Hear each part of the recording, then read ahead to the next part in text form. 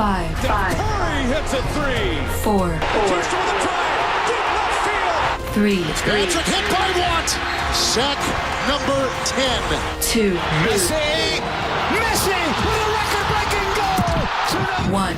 Welcome to BSS Sports. Now, here are your hosts, Steve, and Trevor.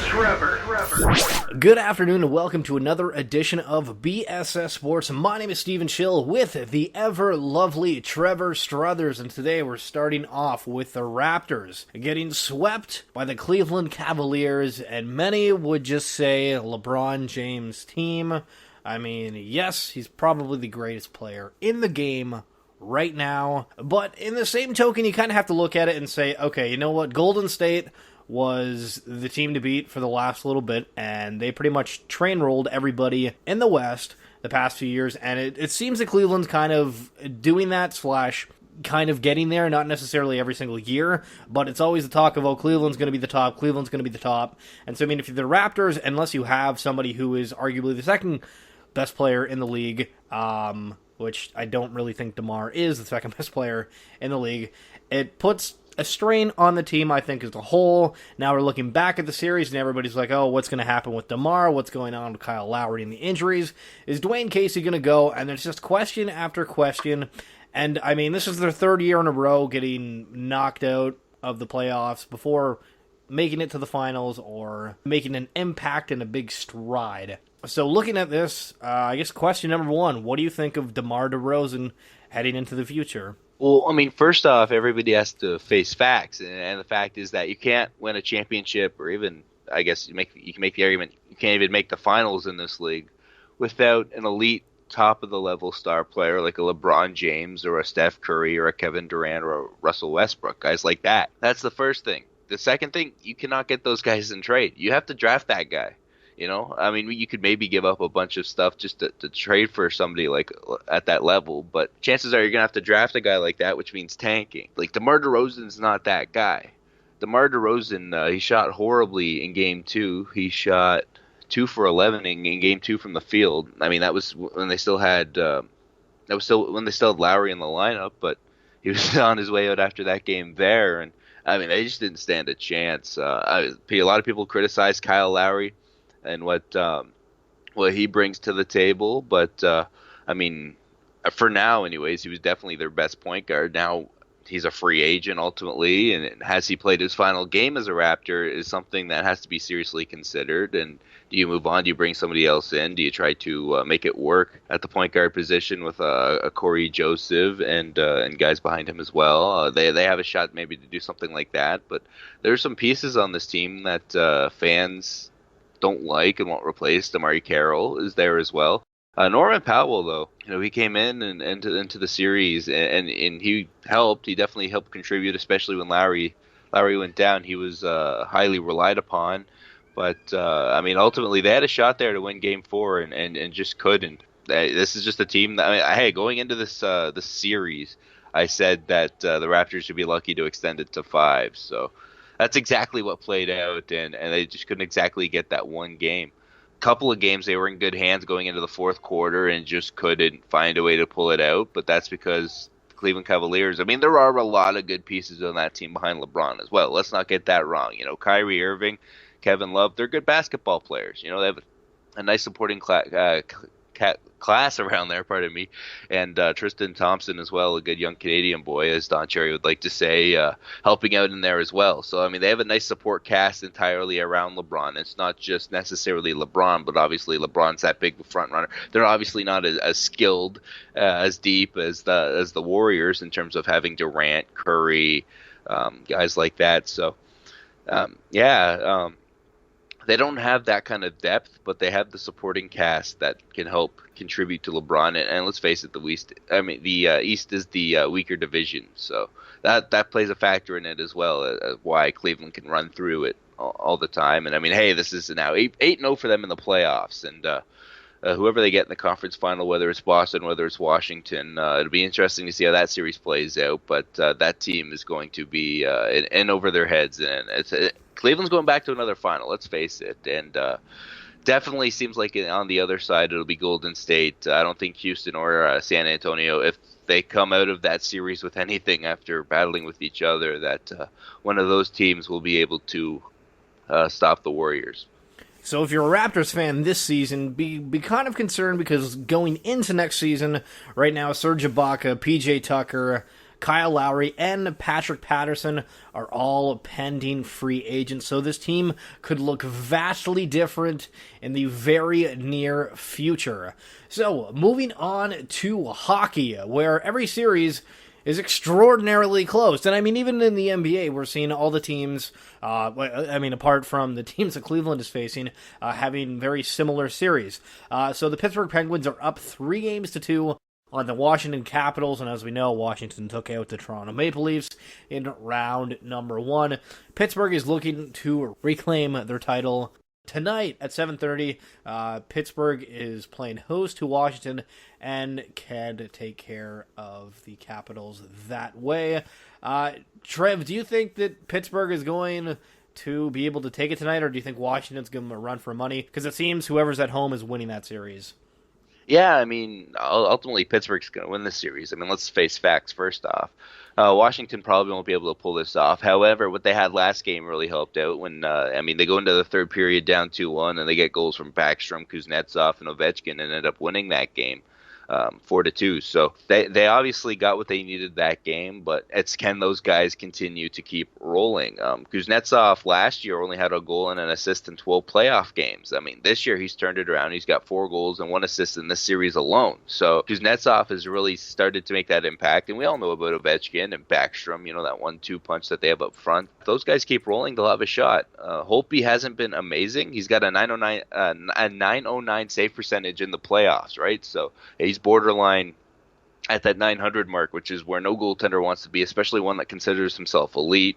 So that's got to be a bit better. And Fleury's been fantastic in this series, battling on the other side as well. And I mean, you talk about Crosby. I don't know how he pulled this off, but I mean, he suffered a concussion. It's probably been like his 4th or 5th, and he's back 5 days after. There's no mandatory amount of rest time, and there's like a 3-step test that you have to pass, and ultimately it's up to the team doctor as to when you can come back. Same thing with Sheary as well, who suffered a concussion in that same game. They both returned on the game on Saturday, so they were both in full contact practice and everything on the Friday, and so I'm surprised they were both able to come back from a concussion that quickly. Crosby was just skated for 3 straight days. Sheary was only for 2 straight days. But Crosby, I mean, he played almost 20 minutes in that game, over 24 shifts, and contributed with an assist. So it's like, yeah, he's back, and he's on a roll. And the Pittsburgh Penguins are just going to continue to do their thing. And I expect them to be in the Eastern Conference Final. As to who they're going to play, I have no idea. So the Edmonton Oilers initially were dubbed as the team that was going to lose last night, but that didn't happen. They tied it up with the Anaheim Ducks, winning 7-1, and the majority of people didn't think that Edmonton was going to come back with such a strong oomph per se. But I mean, so Edmonton's in the playoffs, and I just don't hear Connor McDavid's name being brought up as much as I initially thought I would have. I mean, arguably he's one of the, probably top 5 players in the game right now. But I'm just not seeing his name being as prominent now that they're in the playoffs versus the regular season. Do you think that he is now taking a kind of a lesser role to make it more of a team effort, or do you think that the spotlight's just not directly on him, and it's the fact the Oilers are in the playoffs after 8+ years of not making it? Well, really, I mean, this is a good thing for the Edmonton Oilers, the fact that they're finding some success. They're scoring 7 goals. They're winning 7-1 over Anaheim, and Connor McDavid's not doing anything. He had 0 points in that game yesterday, whereas on the other side, I mean, Leon Draisaitl, he started the playoffs playing on McDavid's wing, and then for Game 5, he was moved to center for that game in Anaheim. Yeah,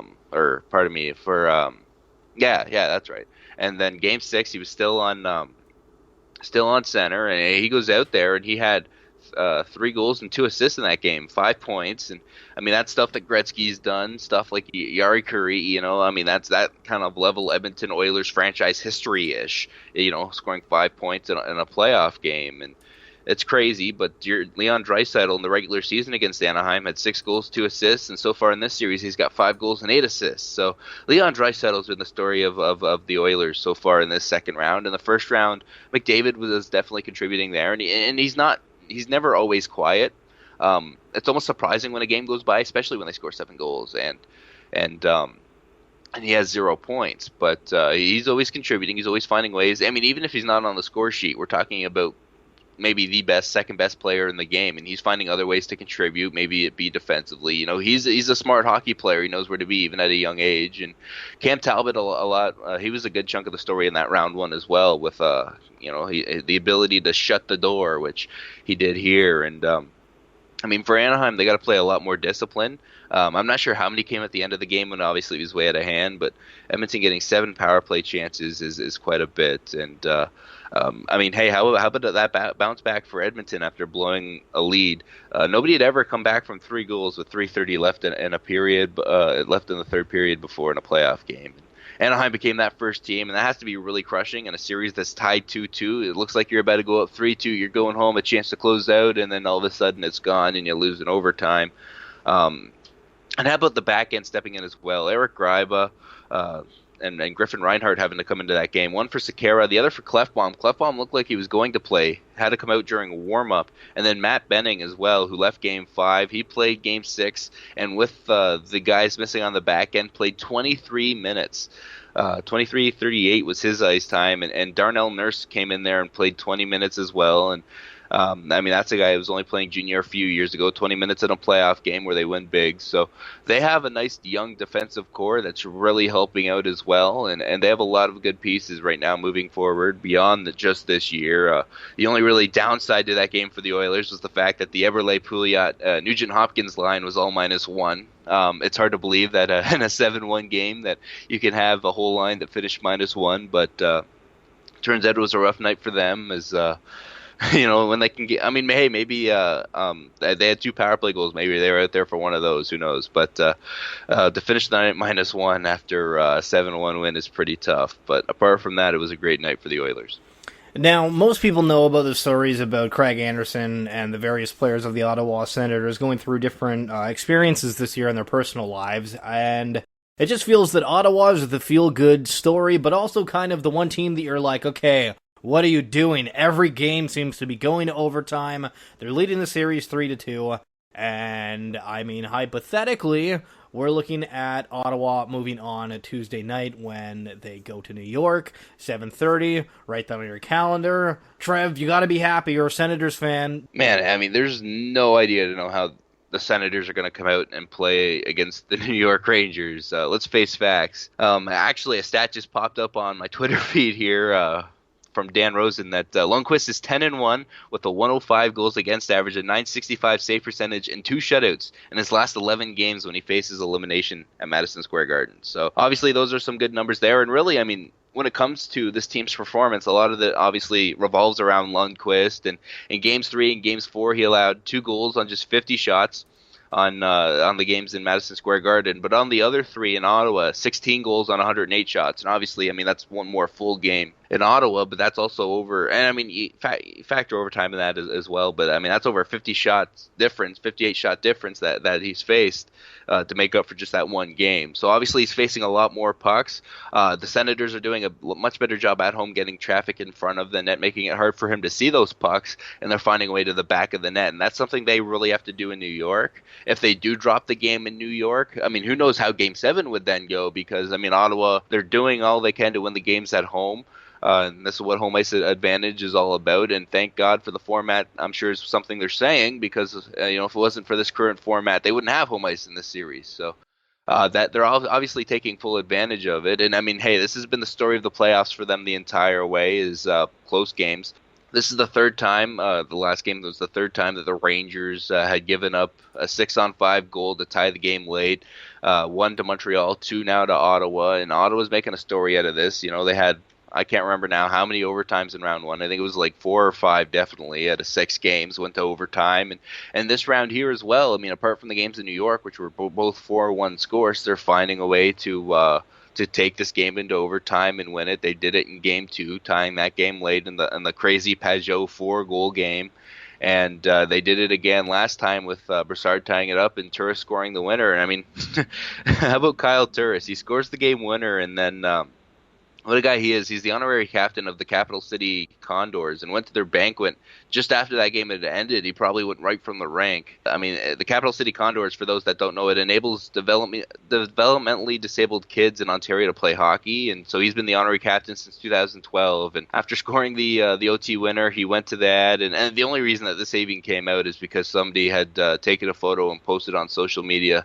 Turris and his wife Julie as well. They're both incredibly humble people, and I'm sure they didn't want that necessarily getting out, but Kyle Turris definitely fantastic story there with going to that and scoring the OT winner. And he's a guy that's been pretty quiet, but he showed up to play last game, as did a lot of their other guys. I mean, Carlson played over 31 minutes. He had 3 assists. Phaneuf played 26 minutes, almost 27.